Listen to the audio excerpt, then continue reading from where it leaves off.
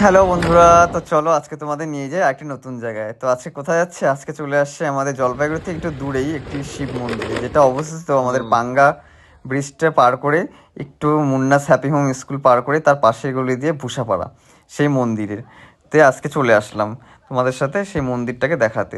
চলো মন্দিরের ভেতরে যাই। মন্দিরে কি কি আছে তো ঢুকে দেখতে পেলাম বিশাল বড় শিব ঠাকুর সেখানে তৈরি হয়েছে। বিগত 1 থেকে 1.5 বছর আগে এই মন্দিরটি মন্দিরে শিব ঠাকুরটা তৈরি করা হয়েছে। আগে মন্দির ছিল ছোট, তো এখন এই শিব ঠাকুরটা নতুন করে বানানো হয়েছে। দেখতে পাচ্ছ পাশে এই শিবের মন্দির।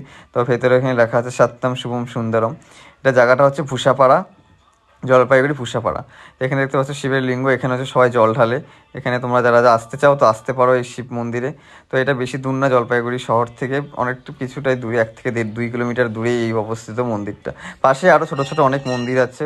তো আমরা সেই মন্দিরগুলো ঘুরলাম, দেখলাম, তো দারুণ সুন্দর লাগলো আমার দেখে। তো তোমরাও আসতে পারো এই মন্দিরে ভিজিট করতে। তো দেখতে পাচ্ছ এখানে বিশাল বড় শিব ঠাকুরটা। তার পাশে একটা বট গাছ আছে, বট গাছের নিচে একটা ছোট এগুলো সব একটা ঠাকুর। শাশুড়ি তো দিদি। আশেপাশে ছোট ছোট অনেক ঘর বানানো, সেই ঘরের মধ্যে অনেক ধরনের ঠাকুর। তো পাশে হচ্ছে চা বাগান, সে দারুণ সুন্দর দৃশ্য। তো তোমরা যারা এখানে পিকনিক করতে চাও তো পিকনিক করতে আসতে পারো। অনেকে এখানে পিকনিক করতে আসে, পাশে নদী আছে একটা, সেই নদীর ধারে পিকনিক হয়। তো তোমরা যারা যারা আসতে চাও এই পিকনিক করতে তো আসতে পারো। দেখতে পাচ্ছ দারুণ সুন্দর পরিবেশটা।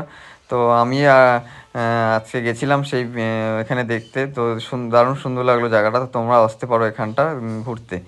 তো দেখতে পাচ্ছ শিব ঠাকুরটা আমার তো দারুণ সুন্দর লেগেছে, আমি আরেকবার যাবো এখানে দেখতে। তো তোমাদের কারা কারা এই মন্দিরটায় গেছো প্লিজ কমেন্ট করে জানাবে, এবং কেমন লাগলো আমার ভিডিওটা সেটাও জানাবে। তো বলো হর হর মহাদেব কি জয়, হর হর মহাদেব কি জয়। তো দেখা হচ্ছে নেক্সট ভিডিওতে। আর সবাই চলো টাটা। আর লাইক কমেন্ট শেয়ার তো করে দিও।